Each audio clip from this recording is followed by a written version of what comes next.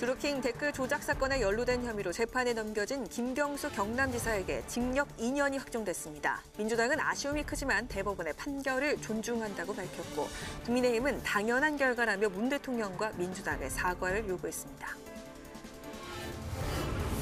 예결위는 어제에 이어 2차 추경안 세부 심사를 진행했습니다. 여야 원내대표는 박병석 국회의장 주재로 열린 회동에서 추경안을 모레 본회의에서 처리할 수 있도록 노력하기로 했습니다. 민주당이 당내 경선 과정에서 네거티브 공방이 과열되자 후보들 간 선의의 경쟁을 다지는 신사협약식을 추진하기로 했습니다. 국민의힘은 오는 9월 15일 2차 컷오프를 통해 대선 경선 후보 8명을 선발할 계획입니다. 정치 사회적 이슈를 분석해보는 뉴스앤 이슈. 오늘은 청해부대 코로나19 대규모 집단 감염 사태와 송이 대첩으로 불린 여야 당대표 첫 TV토론 맞대결, 김경수 경남지사의 대법원 유죄 확정 판결 등 주요 정치 현안에 대해서 짚어봅니다.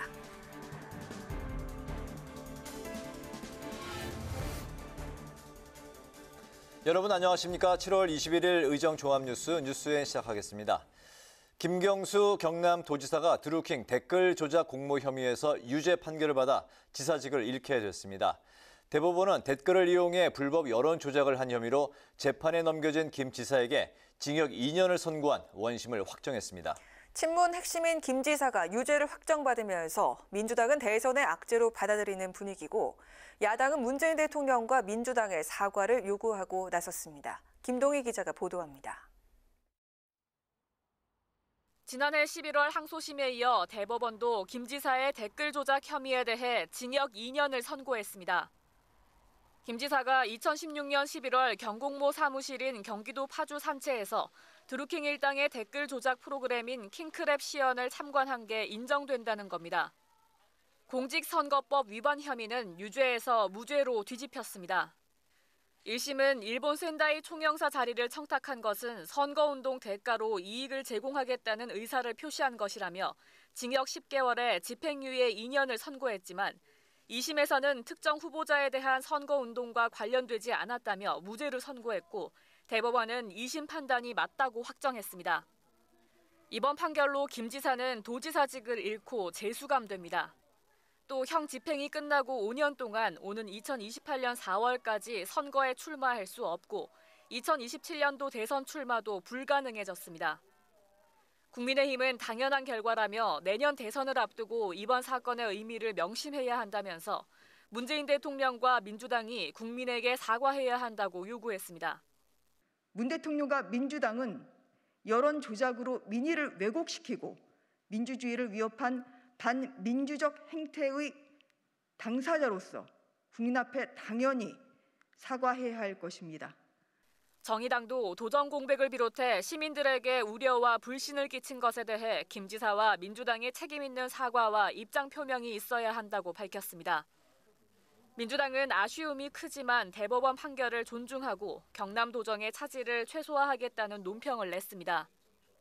민주당 대선 주자들도 일제히 입장을 냈는데 이재명 지사는 안타깝고 유감이다. 이낙연 전 대표는 불법을 동원할 이유가 없었다고 했고 정세균 후보는 증거 우선주의 위반이라며 재판부를 비판했습니다. 김경수 지사는 대법원 판결 후 진실은 아무리 멀리 던져도 제자리로 돌아온다는 믿음을 끝까지 놓지 않겠다며 결백 입장을 고수했습니다.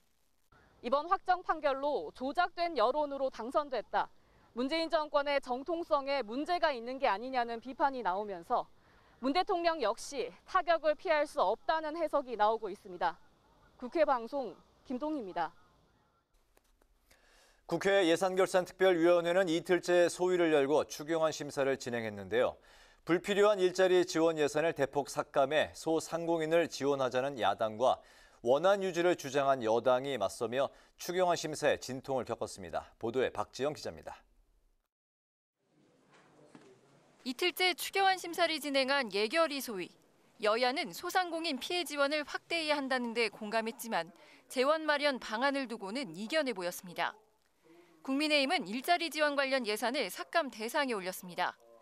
과기부의 혁신성장 청년 인재 육성 사업, 고용부의 특별고용 촉진 장려금 등은 추경 편성 취지와 맞지 않고 예산 집행률도 낮다며 소상공인 지원 예산으로 돌려야 한다고 주장했습니다. 그러나 민주당은 청년 실업 문제 해결을 위해 필요하다며 예산 지키기에 나섰습니다. 민주당은 소상공인 지원 확대를 위해 추경 규모를 늘리거나 나랏빚을 갚기로 한 2조 원을 활용하자는 입장입니다. 산자 중기위가 정부안보다 2조 9,300억 원 증액해 예결위로 넘긴 소상공인 희망 회복 자금을 놓고 정부 내 이견도 표출됐습니다. 권칠승 중기부 장관은 여야 합의를 존중해달라고 기재부에 요청했지만 기재부는 재정 상황을 고려해 예산을 늘리기 어렵다며 난색을 표했습니다. 여기에 민주당이 추진하는 전국민 재난지원금 지급 방안도 아직 합의점을 찾지 못했습니다. 이런 가운데 앞서 오전에 민주당 윤호중, 국민의힘 김기현 원내대표가 박병석 국회의장 주재로 만나 추경안 심사 방향에 대해 의견을 나눴습니다.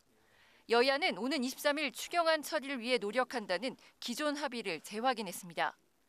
법사위원장 등 상임위원장 배분 문제는 합의안을 마련하지 못하고 내일 다시 만나 논의하기로 했습니다. 국회방송 박지영입니다. 더불어민주당 빅2 대선 주자들 간 설전이 갈수록 거칠어지고 있습니다. 이재명, 이낙연 두 후보에게 내상을 남길 수 있다는 우려도 나오고 있습니다. 국민의힘 이준석 대표는 윤석열 전 검찰총장을 향해 자신의 색을 잃지 말라며 아쉬움을 나타냈고 최재형 전 감사원장은 첫 SNS 소통을 시작했습니다. 김세정 기자의 보도입니다. 이재명, 이낙연 후보 간 네거티브 공방이 격해지고 있습니다. 이번엔 지난 2004년 노무현 전 대통령 탄핵 문제로 충돌했습니다. 이재명 캠프 상황실장인 김영진 의원은 라디오 인터뷰에서 이낙연 후보가 노 전 대통령 탄핵 과정에 참여했다는 의혹을 제기했습니다. 이낙연 후보가 2002년 노무현 대통령 후보의 대변인이었는데 그 이후 탄핵의 과정에 참여를 했고요. 그래서 찬성과 반대를 했느냐 분명히 밝히는 게 필요한데 왜냐하면 그럼 이후에 문재인 대통령을 어떻게 지킨다는 겁니까? 이낙연 캠프 대변인인 오영훈 의원은 최소한의 팩트체크도 없는 발언이라며 즉각 반박 입장을 냈습니다. 이 후보는 탄핵 소추안에 반대표를 던졌고 당시 광주 전남 기자들과 만나 우리가 뽑은 대통령을 우리가 탄핵할 수 없다는 심경을 토로했다고 밝혔습니다. 이외에도 앞서 두 후보 측은 경기도 유관기관 직원의 SNS 비방 논란과 박정희 전 대통령 찬양 논란 등으로 날선 공방을 벌였습니다. 네거티브 공방이 거세지면서 정작 정책 경쟁은 실종됐다는 지적이 나오자 민주당은 후보들 간 선의의 경쟁을 다지는 신사협약식을 추진하기로 했습니다. 야권은 대선 경선 체제 준비에 박차를 가하고 있습니다. 국민의힘 경선준비위원회는 당초 논의됐던 시기보다 앞당긴 오는 9월 15일 1차 컷오프를 통과한 8명을 발표하기로 했습니다. 이런 가운데 국민의힘 이준석 대표는 야권 1위 대선 주자인 윤석열 전 총장이 대구 방문 당시 한 발언을 이렇게 평가했습니다. 그 수사 과정이나 아니면 또 박 대통령의 수감 때문에 지역에서 다소 이제 상처받은 분들이 있을 수 있다는 그건 뭐 정치적 발언이기 때문에 이해합니다만은 고유한 색이나 고유한 가치를 잃어버리지 않고 저희 경선에 참여할 수 있도록 했으면 참 좋겠습니다. 앞서 윤 전 총장은 여권발 대구 경북 봉쇄 발언을 비판하는 과정에서 대구가 아닌 다른 지역이었다면 밀란부터 일어났을 것이라고 했고 박근혜 전 대통령 수사에 송구한 부분도 없지 않다고 밝혔습니다. 최재형 전 감사원장은 처음으로 페이스북 계정을 열고 SNS 정치를 시작했습니다.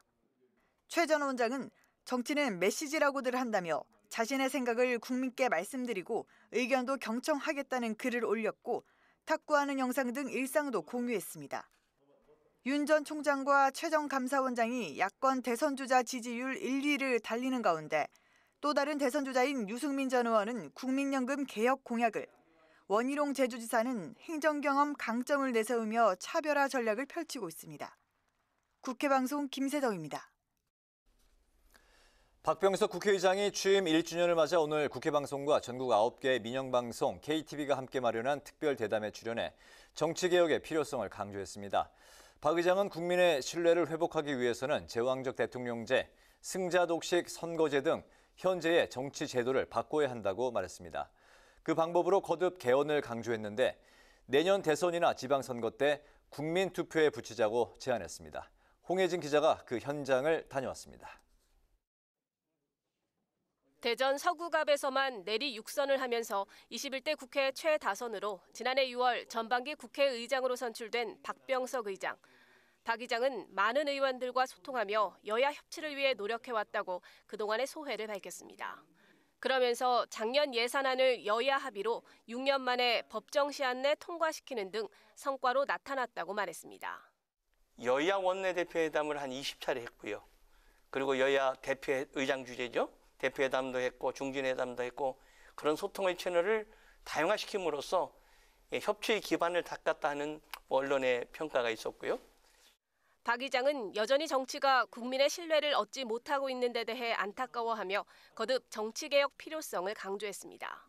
특히 개헌을 통해 대통령에게 집중된 권한을 분산시켜야 한다며 내년 대선이나 지방선거 때 개헌을 국민투표에 붙이자고 제안했습니다. 대통령에게 너무 많은 권력이 집중돼 있고 그 집중력에 따른 과도한 책임을 또 져야 되는 문제가 생기는 것이죠. 그러면서 개헌은 지난 국회부터 이미 상당 부분 논의가 완료됐고 이제 결단만이 남았다고 강조했습니다. 박 의장은 또 민의가 선거 결과에 반영돼야 한다며 선거제도 개편 필요성도 역설했습니다. 표받은 만큼 의석수를 가질 수 있는 비례성이 보장되고 다양성이 반영될 수 있는 선거제도로 고쳐야 된다. 임박하지 않았을 때 이번에 함께 논의해야 되겠다 하는 게 제 생각입니다. 박 의장은 자신이 오랫동안 정치 수건 사업으로 여겨온 국가 균형 발전을 위한 세종국회 건설을 더 이상 미룰 수 없다며 9월 정기국회 이전에 세종의사당 법안을 통과시켜야 한다고 강조했습니다. 박 의장은 여야가 이견을 보이는 법사위원장 배분 문제와 관련해선 먼저 법사위원장 월권 문제를 개선한 후 여야가 논의를 통해 결정해야 한다고 밝혔습니다. 이어 여야가 끝까지 합의를 하지 못한다면 자신이 마지막 중재안을 내겠다고 말했습니다. 박 의장의 특별 대담은 오는 25일 일요일 아침 7시 40분에 국회 방송에서 보실 수 있습니다. 국회 방송 홍혜진입니다. 더불어민주당 송영길, 국민의힘 이준석 대표가 정당 대표 간 처음으로 TV 토론회에서 맞붙었습니다. 김경수 경남지사 유죄 판결과 관련해 송 대표는 김 지사가 드루킹에 이용당했다고 옹호한 반면 이 대표는 현대판 매관 매직이라고 비판했습니다. 또 추경안 통과 여부와 지원 방식, 청해부대 집단 감염 등 다양한 현안에 대해 토론을 벌였습니다. 김희연 기자가 취재했습니다. 국민의힘 이준석 대표가 취임 상견례 때 더불어민주당 송영길 대표에게 제안했던 TV 토론회가 성사됐습니다. 두 대표는 김경수 경남지사에 대한 대법원 판결과 관련한 첫 질문부터 격돌했습니다. 이 대표는 박원순 오거돈 전 시장에 이어 김경수 지사, 현재 진행 중인 송철호 울산시장 재판까지 하면 4곳의 지자체에 행정 공백이 발생했다며 문재인 대통령이 사과해야 한다고 주장했습니다. 송 대표는 박근혜 정부 당시 국정원의 조직적인 댓글 조작이 있었고 이번 사건은 순진한 김경수 지사가 이용당한 측면이 있다며 청와대와 직접적으로 관련된 사안은 아니라고 선을 그었습니다. 그런 매크로 작업의 전문가로 할 수 있는 그런 경공모 조직의 대표 드루킹이라는 사람이 자신의 이익 조직 확대를 위해서 좀 활용된 측면이 있다고 보여지고요.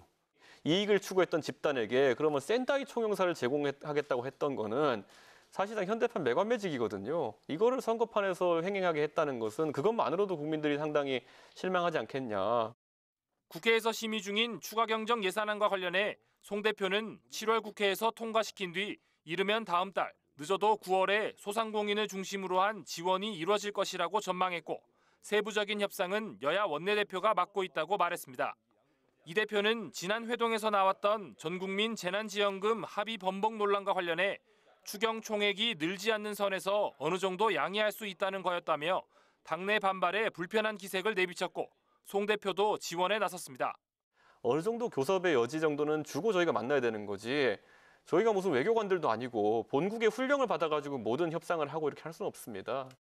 이준석 대표님께서 80% 출파해야 이렇게 좀 열린 자세를 보여준 거죠.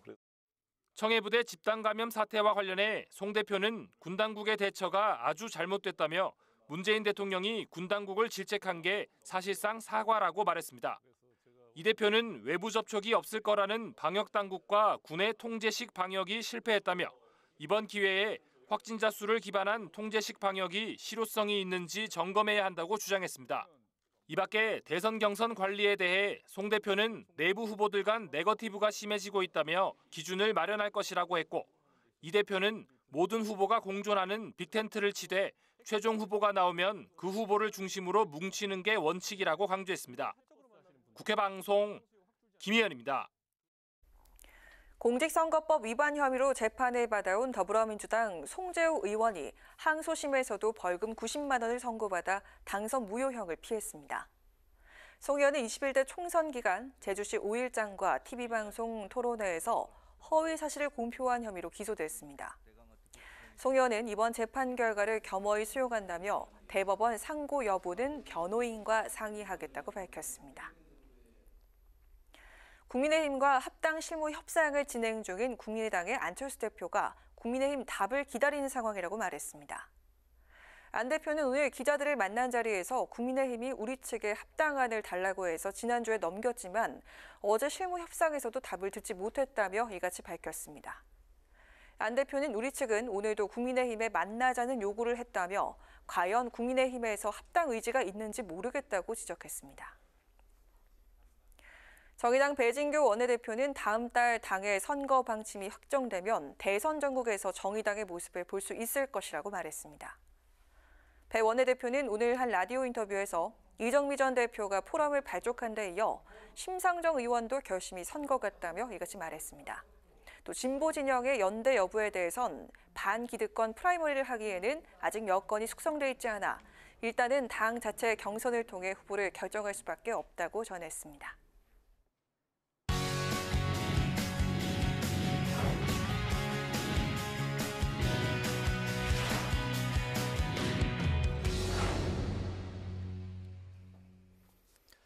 네, 오늘 이슈 분석 강민지 기자와 함께합니다. 강 기자, 어서 오세요.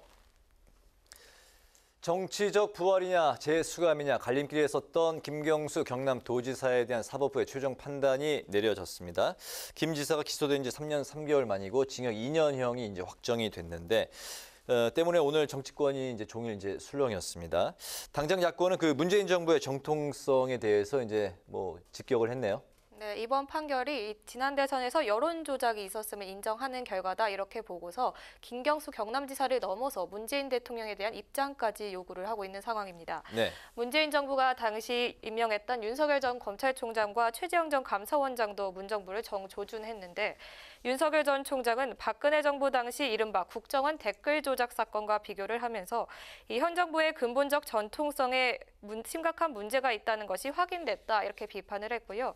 최재형 전 감사원장 역시 민의 왜곡을 용납하지 않겠다는 사법부 의지를 이렇게 평가한다면서 이번 판결을 인정하는 모습을 보였습니다.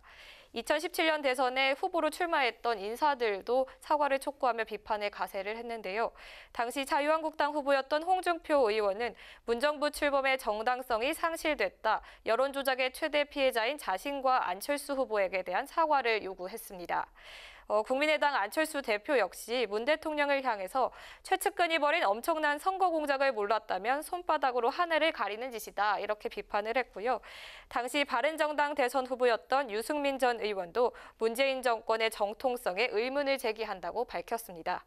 앞으로 계속될 대선 국면에서 야당은 문 정부의 전통성을 계속해서 겨냥할 것으로 보이는데요. 나아가서 문 대통령이 관여했는지 이 여부에 대한 입장 표명도 거세질 것으로 관측되고 있습니다. 네네. 여권에서 이제 상당히 당혹스러운 모습인데 앞으로 이게 이제 대선 판도에도 영향을 미칠까요? 네, 특히 이 여권 대선 주자들이 전략 수정이 불가피해 보입니다. 김경수 지사가 사실상 마지막 친문 적자로 불리고 있죠. 네. 이 때문에 여권 대선 주자들이 그동안 경남을 찾아서 김경수 지사와 만나기도 하고 또 최근 빈소에서는 눈도장을 찍기도 했는데요. 이 또한 친문 지지를 위한 포석들을 쌓아왔다는 분석입니다. 하지만 김 지사가 복역기관과 형실효기관을 합쳐 7년 동안 정계를 떠나게 되면서 친문 구심점이 사라졌습니다. 높아졌습니다. 이 때문에 친문 확보를 위한 다른 전략을 써야 될 필요성이 제기되는 겁니다. 특히 이번 여권 대선 후보 중 친문계라고 특정할 수 있는 후보가 없어 더욱 그런 건데요. 앞서 리포트에서 보셨듯 대선 주자들 일제히 대법원 판결에 비판적인 목소리를 냈습니다. 이 또한 방향성을 잃은 친문 민심을 끌어오기 위한 포석으로 읽히는데, 하지만 대선 본선 승리를 위해선 중도층과 탈진보층까지 이 외연도 확장해야 되는 만큼 이 적절한 균형을 찾는 데 주자들의 고심 역시 깊어질 것 같습니다. 네, 형 판결 상황에 따라서 김경수 지사가 차기 이제 또 대권 후보로도 될 수 있다. 그래서 뭐 그 대통령 선거의 하나의 또 이제 변수로 그동안 이야기가 이제 거론이 많이 됐었는데, 어쨌든 김경수 지사가 이제 7년 동안 피해 선거권이 이제 제한이 되는 거죠. 네, 맞습니다. 그렇기 때문에 이제 친문 구심점이 이제 사라졌다. 이렇게 이제 이야기가 나오고 있는데, 그렇다면 이 흩어진 친문표 앞으로 어디로 향할까요? 네, 위기감을 느낀 이 친문 지지층 이낙연 후보에 쏠릴 것으로 분석되고 있습니다. 이 때문에 이재명 지사와 지지율이 비슷해질 것이라는 관측도 나오는데요. 이는 지난 대선 때 정치적 대립에 서 있던 이재명 후보보다는 문정부에서 총리를 지내서 상대적으로 친문 색채가 강한 이낙연 후보를 밀어줄 가능성을 높게 보기 때문입니다. 특정 캠프에 몸담지 않고 거리를 두었던 친문 현역 20여 명도 이러한 논의를 진행 중인 것으로 알려졌고요. 늦어도 다음 주에는 이 전 대표를 지지한다는 표명으로 입장을 정리할 것으로 가능성이 나옵니다.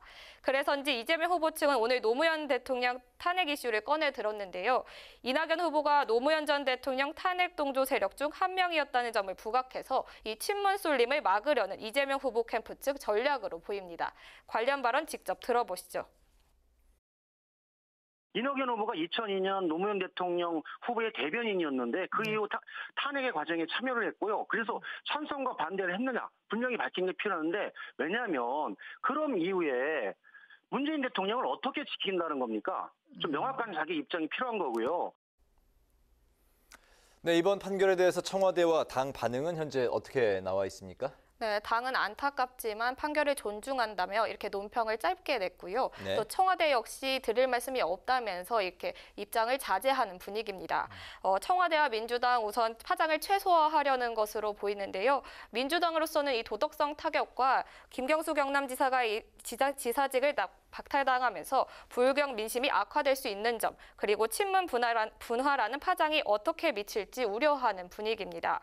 부울경 민심의 경우 실제로 지난 4.7 재보선에서 경남 지역에서 야권을 선택하기도 했는데, 김 지사 판결로 대선에서도 분위기가 지속될 가능성을 높게 보고 있는 겁니다.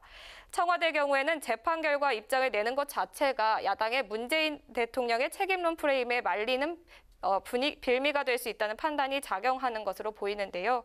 대선을 8개월 앞두고 나온 이번 판결이 대선 경선의 변수가 될지 청와대와 여야 모두 이 촉각을 곤두세우는 모습입니다. 네, 잘 들었습니다. 오늘 그 이슈 분석은 김경수 경남지사 유죄 확정과 이 판결이 대선 전국에 미칠 영향에 대해서 분석해봤습니다.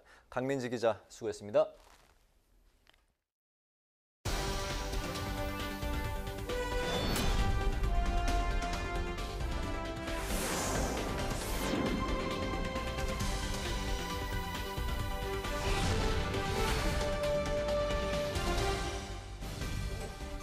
강하락의 정치톡 시간입니다. 7월 21일 시선을 집중시킨 정치 뉴스 만나보시죠.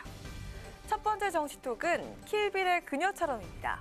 파격 의상으로 종종 관심을 모았던 정의당 류호정 의원이 이번엔 영화 킬빌에 등장하는 우마 서문으로 깜짝 변신했습니다.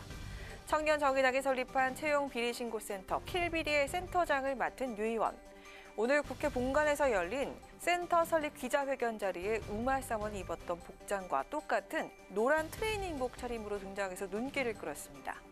류 의원은 채용 비리를 척결한다는 의미로 검을 휘두르는 퍼포먼스를 선보이는 한편, 채용 비리와 같은 진짜 불공정을 걷어내야 비로소 평등과 공존을 이야기할 수 있다면서 자신이 대표 발의한 채용 비리 처벌에 관한 특별법 제정을 강조하기도 했습니다.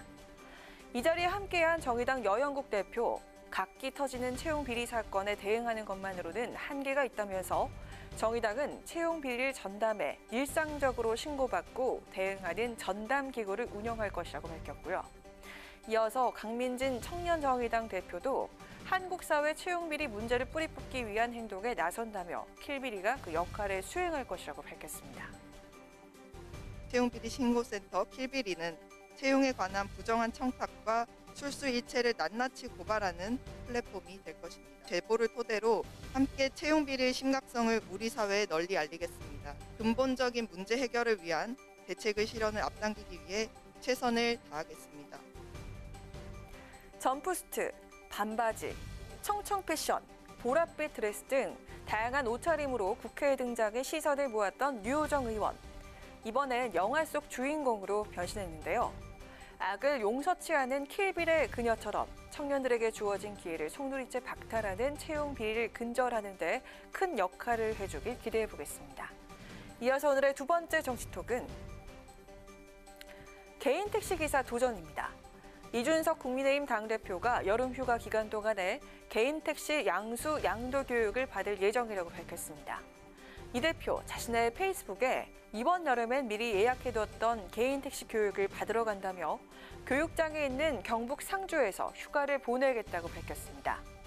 낮엔 교육을 받고 저녁 시간엔 방역 상황을 봐가면서 평상시에 방문하기 어려운 경상북도 지역의 당원들을 찾아뵙겠다고 말했습니다. 이 대표가 택시를 모는 건 이번이 처음은 아닙니다. 지난 2019년 초 바른미래당 최고위원을 지낼 당시에 카카오 카풀 서비스 도입으로 택시 업계가 반발하자 현장에 들어가서 택시 산업의 구조적 문제를 고민하겠다며 택시기사 자격증을 따고 2달간 법인 택시를 몰았던 경력이 있습니다. 당시 이 대표는 일주일에 6일, 하루 12시간가량씩 택시를 운행한 것으로 알려졌습니다. 카드 택시를 이용해 주셔서 감사합니다.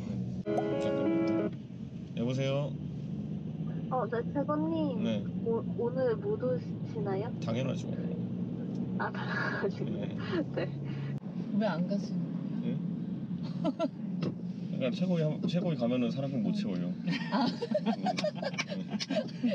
택시기사 시급 5,000원 넘기 힘들어요. 아, 그래요? 네. 왜냐면 주 6일에 12시간이니까 72시간에다가 한 달에 한 300만 원, 300시간 되는데 200 가져가면 드물어요. 이 대표 이번에 또다시 개인 택시 교육을 받는 이유로 2년 전 택시 운전을 하면서 택시 업계 고충과 꾸준하게 함께하겠다는 약속을 지키려 한다고 설명했습니다. 이어 이번 코로나19 위기로 가장 큰 타격을 입은 업종 중 하나인 택시 업계에 대한 지원을 강화하는 것도 이번 추경에서의 우리 당의 주 협상 지점이라며 준공영제 영역 밖에 있는 마을버스, 택시 업종에 대한 지원을 강화하는 안을 민주당은 받아들여야 한다고 강조했습니다. 개인 택시 양수 양도 교육은 면허 취득 후 택시를 운행하기 위해 꼭 필요한 절차라고 하죠. 국민의힘 한 관계자는 이준석 대표가 개인 택시 구매 계획도 있는 것으로 안다며 일정이 없는 주말엔 택시를 몰면서 민심을 청취하겠다는 생각을 갖고 있다고 기김했는데요. 그렇다면 멀지 않은 미래 이준석 대표가 모는 택시를 탈 수 있게 되는 걸까요? 지금까지 강아랑의 정치톡이었습니다.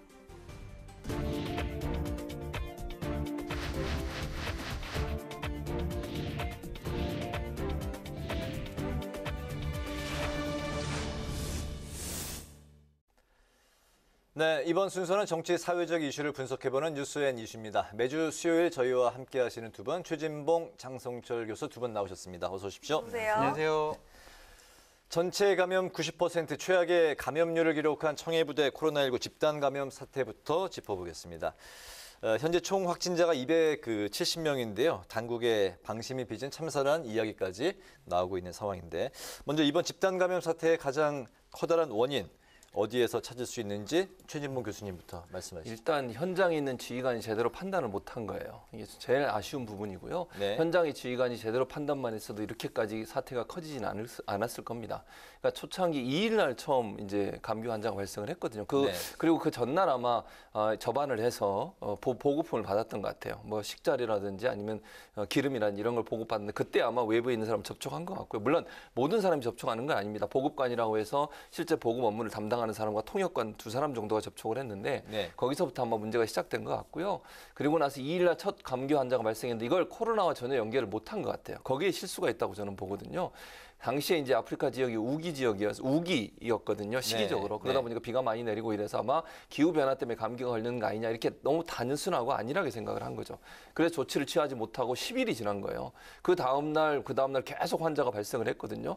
근데 감기로만 생각하고 감기약만 처방하고 이제 제대로 처리를 안 한 거죠. 근데 처음에 발생했을 때 민감하게 코로나 사태일 수도 있겠구나라고 생각을 하고 바로 접안을 해서 예컨대 PCR 검사를 하고 격리를 시켰다면 이렇게까지 확산이 안 됐을 거예요. 현장 지휘관이 그만큼 중요한데 현장 지휘관이 합참에 보고한 것도 10일 이후가 지나서 보고를 했고 그러니까 그때는 이미 손 쓸 수가 없어요. 왜냐하면 함정이 갖고 있는 특성상 밀폐된 공간이잖아요. 그리고 300명 정도가 그 함정에 함께 생활하기 때문에 상당히 밀접하게 생활할 수밖에 없어요. 그리고 환기구가 하나로 다 통일돼 있거든요. 함정 같은 경우에. 그 유리창이라고 하는 것이 그 조타실, 그러니까 소위 우리가 운전을 한다고 하는 거 있잖아요. 함장이 근무하는 거 그곳에만 유리창이 있지 다른 데는 다 유리창이 없어요, 거의. 함정 같은 경우에는. 그래서 이게 이제 확산될 수밖에 없는 위험성의 환경이 있었고 현장 지휘관이 그걸 제대로 파악을 못해서 결국은 이런 이제 참사가 일어났다고 볼 수 있겠죠. 그 초기 대응이 실패했다, 안일하게 대응했다. 저는 문재인 정권의 무능력과 무책임 때문이라고 생각을 합니다. 문재인 대통령 국군 최고 통수권자예요. 그러면은 지시를 하셨어야죠. 우리 해외 장병들 우선적으로 맞춰라라든지 미국과 정상회담에 우리가 얀센을 들여오지 않았습니까? 미국에서는 뭐 군인들, 장병들에게 우선적으로 맞춰달라라고 줬는데 그 조치도 제대로 안 했어요. 그러면 1차적인 책임은 대통령에게 있다라는 생각이 들고 2차적인 책임은 국방부 장관에 있죠. 분명히 대략 한 4개월 전인 것 같은데 저렇게 밀폐된 장소에서 근무하는 국군 장병들에게는 우선적으로 접종하겠다라고 본인이 브리핑을 했어요. 그랬는데 그동안 아무런 조치를 취하지 않은 거죠. 하태경 의원이 자, 이 코로나 관련해서 군인들 예방 접종 어떻게 할 거냐 자료 달라 해서 봤더니 저런 밀폐된 장소에서 근무하는 장병들에 대한 접종 계획이 아무것도 없었다는 거예요. 장관은 말을 했는데 실질적으로 국방부에서 움직이지 않았다? 이것은요, 무능력하고 무책임한 거죠. 또 하나의 책임은 국회에 있다고 봐요. 만약에 대통령과 행정부에서 저렇게 조치를 안 취했더라도 국회에서 국방부 장관이나 합참의장을 대상으로 아니 우리 해외 파병 장병들 접종 계획 어떻습니까? 어떻게 해야 됩니까? 계획 있습니까? 라고 물어봤어야 되는데 어느 누구도 국회에서 얘기를 안 했어요. 마지막 책임은 최진봉 교수님이나 저 같은 평론가의 책임도 있다고 봐요. 저희가 방송에 나와서 우리 해외 파병 장병들 접종 먼저 해야 됩니다. 라고 얘기를 했어야 되는데 그걸 못했다라는 생각도 들고 그래서 저도 좀 자책감을 느낍니다. 네, 서 국방부 장관이 고개를 숙였습니다만 야당 쪽에서 문 대통령의 사과 그리고 군 수뇌부 경질, 국정수사 요구 등이 빗발치고 있는데 이 부분에 동의를 하십니까? 해야죠. 이거는 대통령께서 그냥 뭐라고 말씀하셨냐면 우리가 좀 안이하게 대처했다라는 거 받아들여요. 이런 식의 유체이탈 합법하면 안 돼요. 대통령께서 분명히 사과하셔야 된다. 국방부 장관의 사과만으로는 부족하다라는 생각이 들고 방금 전에 말씀드렸듯이 왜 국방부에서는 해외 파병 장병들에게 우선적인 접종을 장관이 지시했는데도 불구하고 실무적인 프로세스가 진행되지 않았는가에 대해서는 국회 차원의 조사가 필요하다라는 생각이 듭니다. 근데 서욱 장관은 좀 거취를 표명해야 되지 않을까라는 생각도 들어요. 서욱 장관 임명되고 나서 뭐 급식 문제라든지 군인들 성추행 문제라든지 계속 몇 번 사과하셨거든요. 이거는 장관으로서 지휘 서신이 장병들에게 먹히지 않는 거예요.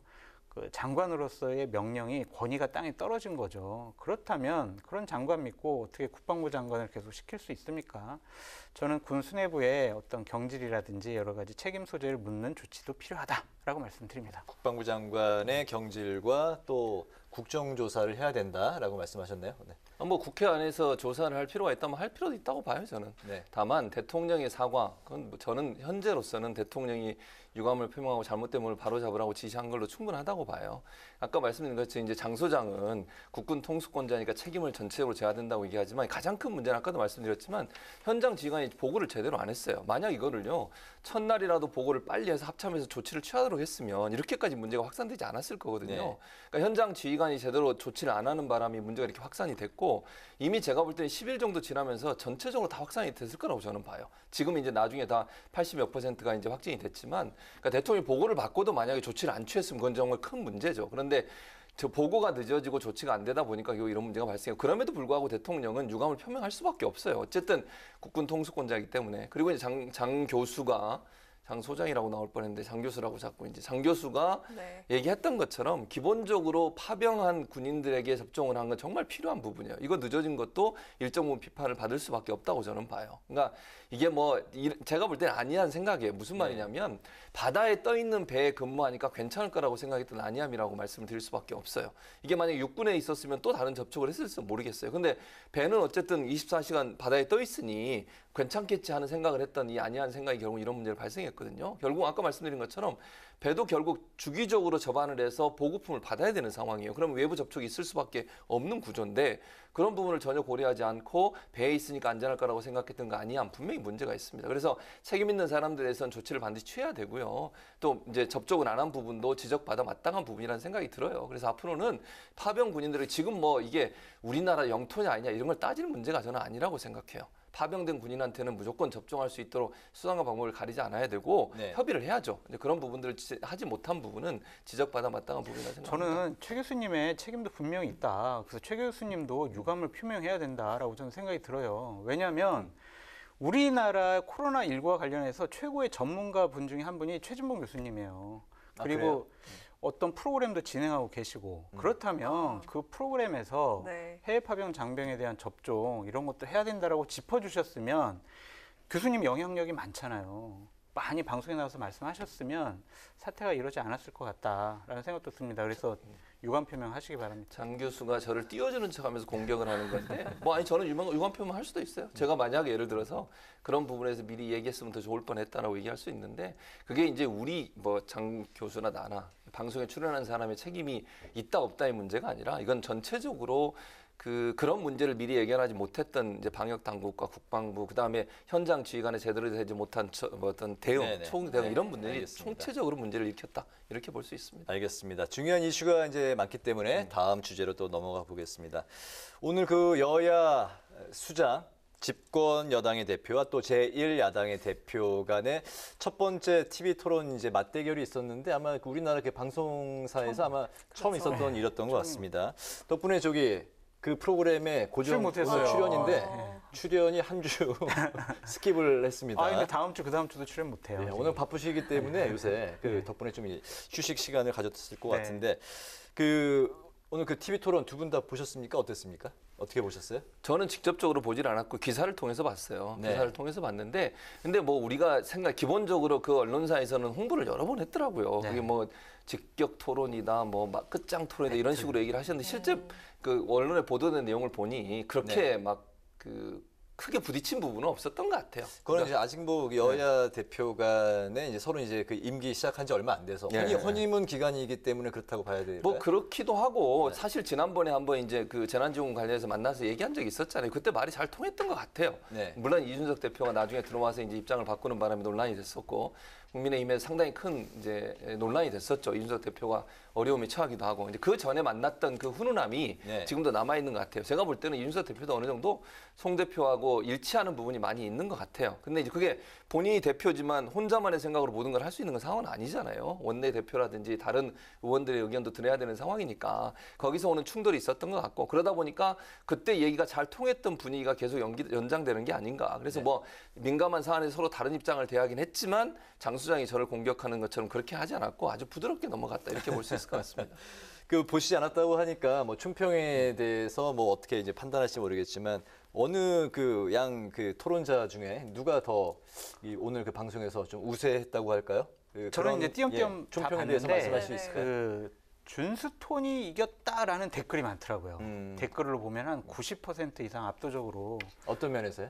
그러니까 거기에 댓글이 그렇게 써 있었어요. 말 잘했다, 정말 현명하다, 똑똑하다, 하버드 나온 것 같다, 진짜 막 이런 식으로 해서 준스톤이 이겼다라는 것이 있는데 되게 좀 긍정적으로 봤어요. 여야 대표께서 사전에 어떤 각본 없이 현안 문제에 대해서 본인의 생각들을 가감없이 얘기한 것 상당히 좋았다라는 생각도 들고요. 두 분이 이제 대화하면서 여러 가지 얘기를 하셨는데 문재인 대통령 방일이 무산된 것과 관련해서 두 분 다 외교, 국익 문제에서는 합의점을 본 것 같아서 저는 되게 보기가 좋았다라는 생각이 들어요. 송영길 대표 되게 아쉽다고 하셨고 이준석 대표도 충분히 이해한다. 정말 일본 외교 공사에 그런 정말 있을 수 없는 무례한 일들을 그것 때문에 자존심 상해 갈 수는 없었다. 하지만 여러 가지 안타까운 부분은 있다. 이렇게 평가한 것을 보고 국익앞에는 역시 여야가 없구나 라는 생각이 들었는데 아쉬운 점은 김경수 지사 판결 문제와 관련해서는 극명하게 좀 얘기가 갈리더라고요. 예. 송영길 대표는 드루킹한테 김경수 지사가 이용당했어. 그래서 정말 김경수 지사 너무 불쌍해 이거고 이준석 대표는 아니 김경수 지사가 드루킹을 이용해놓고 왜 억울하다고 그래? 이런 식으로 해서 두 분이 약간의 좀 다툼이 있었거든요. 그러니까 이런 부분 제외하고는 전반적으로 뭐 재난지원금이라든지 뭐 다른 여러 가지 뭐 K방역 책임론 이런 거 관련해서는 큰 갈등은 없었다. 보기 좋았다라는 생각이 듭니다. 또 눈 여겨본 대목이 있었습니까? 그러니까 재난지원금 관련된 부분이에요. 지금 장 교수도 잠깐 얘기했지만 기본적인 틀에서 일치하는 부분이 많아요. 그래서 저는 빨리 통과해서 어려운 사람 도와줬으면 좋겠어요. 지금 코로나 때문에 어려움을 겪고 있는 분들이 많잖아요. 특히 4단계까지 올라가서 지방도 지금은 이제 수도권, 비수도권 지역도 사실은 상당히 이제 모임이 줄어드는 상황이 됐어요. 이런 상황이라고 하면 소상공인들, 자영업자들을 위해서 더 많이 지원할 수 있도록 그리고 신속히 지원이 이루어지도록 이번에 빠른 시간 안에 이 추경 예산이 통과됐으면 좋겠다 이런 생각이 들었습니다. 네. 네, 그럼 이 얘기도 안 할 수가 없겠죠. 문 대통령의 복심, 김경수 경남도지사 드루킹 댓글 조작 사건 관련해서 2년 징역형이 확정이 됐습니다. 이로써 반전을 거듭했던 이번 사건은 4년여 만에 마무리가 됐고요. 김 전 지사는 정치 생명에 깊은 치명상을 입었습니다. 대법원이 내린 판결에 따라 제가 감내해야 될 몫은 온전히 감당하겠습니다. 하지만 법정을 통한 진실 찾기가 벽에 막혔다고 그렇다고 진실이 바뀔 수는 없습니다. 무엇이 진실인지 그 최종적인 판단은 이제 국민들의 몫으로 넘겨드려야 될 것 같습니다. 진실은 아무리 멀리 던져도 반드시 제자리로 돌아온다는 믿음을 끝까지 놓지 않겠습니다. 고맙습니다.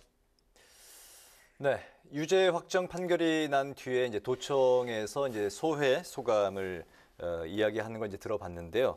도지사직에서도 이제 끝내 이제 중도 하차하게 됐고 7년 동안 이제 앞으로 피선거권이 이제 박탈이 됐는데 신변 정리를 이제 하고 그다음에 이제 조만간 수감될 예정이라고 하네요.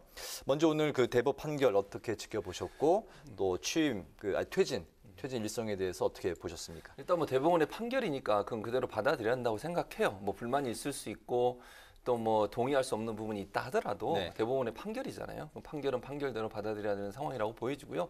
김경수 지사는 뭐 아까 마지막 이제 인사하면서 들으셨겠지만 본인이 제시했던 증거들이 이제 법원으로부터 받아들이지 않은 부분이 2심에서 특히 그런 부분들에서 좀 억울함이 있는 것 같아요. 그리고 본인은 이제 드루킹에게 뭐 송영길 대표 아까 얘기도 하셨지만 속았다 이렇게 지금 얘기를 하고 있는 건데 법원은 그렇게 보지 않은 거죠 결국은. 그러니까 그 소위 킹크랩이라는 걸 시연한 걸 뭐 봤다 그리고 그 자리에 있었고 동의했다 이런 것까지 인정된 걸로 보여지기 때문에 뭐 대법원의 판결이 난 이상 거기에 대해서 말과할 수 있는 상황은 아니라고 봐요.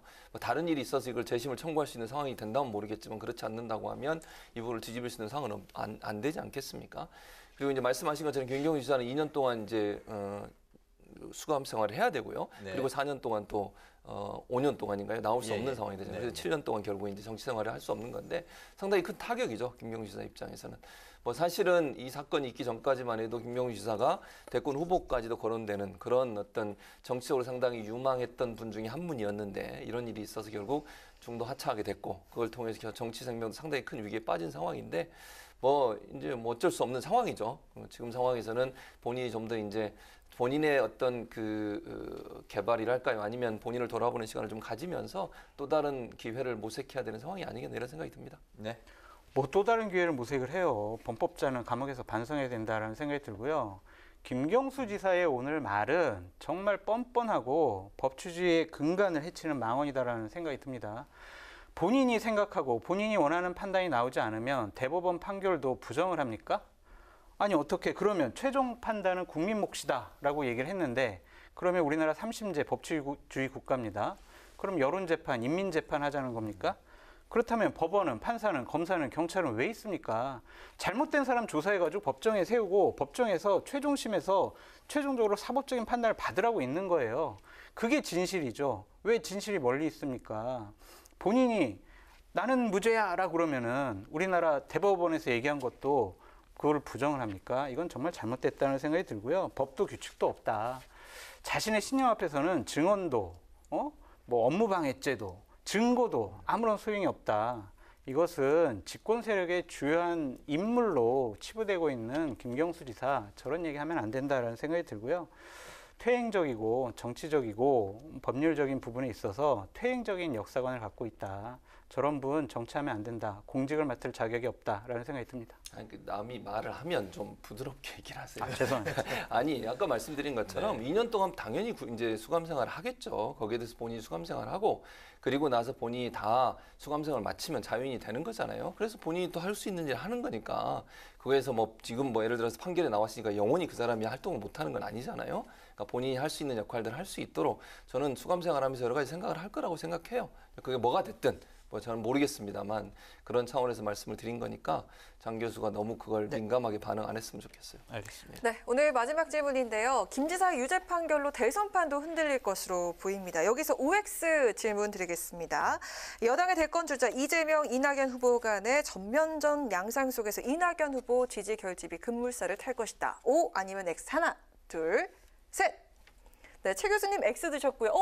장 교수님도 X를 들어주셨습니다. 먼저 최 교수님. 그러니까 저는 이게 크게 대선판에 영향을 미칠 요소는 아니라고 생각해요. 그리고 이미 2심에서 물론 뭐 대법원에 가서 바뀔 수도 있지만 2심에서 어느 정도 결과가 나온 상황이기 때문에 김경수 지사가 크게 대선에서 영향을 미칠 가능성은 뭐 없었다고 저는 봅니다. 물론 친문 진영이 일정 부분 영향력을 행사할 수 있는 부분은 있지만 지금의 김 전 지사가 지금의 이 상황에서 어떤 행동을 하거나 또 친문 진영이 김 전 지사가 이렇게 이제 됐으니 어떤 어느 쪽으로 몰리거나 그럴 거라고 보지 않아요, 저는. 그러니까 친문 진영은 철저하게 물론 기본적으로는 친문 진영과 생각을 같이 한 사람을 지지하려는 생각을 갖겠지만 제가 볼 때는 막판에 가면 갈수록 야당 후보와 경쟁에서 이길 수 있는 사람한테 표를 몰아줄 가능성이 저는 충분히 있다고 봐요. 거기에 의해서 움직이는 거지 이게 뭐 김경수 지사와 관련된 부분에서 옮겨진다 이렇게 보지는 않습니다. 이낙연 지사에게 유리하게 갈 것이다라고 생각하지 않는군요. 뭐 그럴 수도 있고 아닐 수도 있다는 거. 제가 아까 말씀드린 것처럼 막판에 물론 초창기에 이낙연 지사에서 일정 부분 지지하는 쪽으로 갈 수도 있겠지만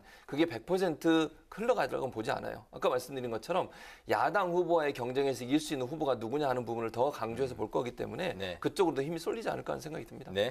오르신 말씀했고요. 근데 저는 이재명 지사가 휴 하고 다행이다 한숨을 쉬었을 것 같아요.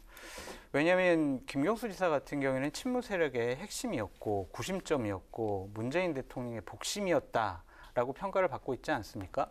그렇다면 김경수 지사가 친문 세력의 강한 지지를 받고 있는 이낙연 대표에 대해서 힘을 실어주게 되면 이재명 지사로서는 상당히 어려웠을 거예요. 근데 구심점이 없어졌기 때문에 친문 세력도 철저하게 누가 될 것이냐라는 것을 갖고 분화될 것이다. 분열될 것이다. 그렇게 되면은 결국에는 이낙연 대표에게는 썩 좋은 일이 아니었다. 이재명 지사에게는 좀 다행스러운 일이었다라고 저는 분석해 봅니다. 네, 알겠습니다. 오늘 그 뉴스앤 이슈에서는 청해부대 코로나19 집단 감염 사태, 그리고 여야 당대표 TV토론 대결, 김경수 경남지사의 대법원 유죄 확정 판결을 중심으로 지금까지 최진봉 성공회대 교수, 장성철 대구 카톨릭대 특임 교수와 함께했습니다. 오늘 두 분 말씀 잘 들었습니다. 고맙습니다. 중복인 오늘 삼복더위를 실감하듯이 찌는 날씨가 이어졌습니다. 내일 낮 동안에도 무더위가 기승을 부리겠는데요. 내일 아침 기온은 서울이 26도로 출발해 한낮에는 서울과 춘천이 36도까지 오르겠습니다. 폭염이 장기간 예보가 돼 있는 만큼 건강관리 잘해주시기 바랍니다. 오늘 뉴스에는 여기서 마치겠습니다. 국민의 국회를 위해서 내일도 뉴스N이 함께하겠습니다. 시청해주신 여러분 고맙습니다.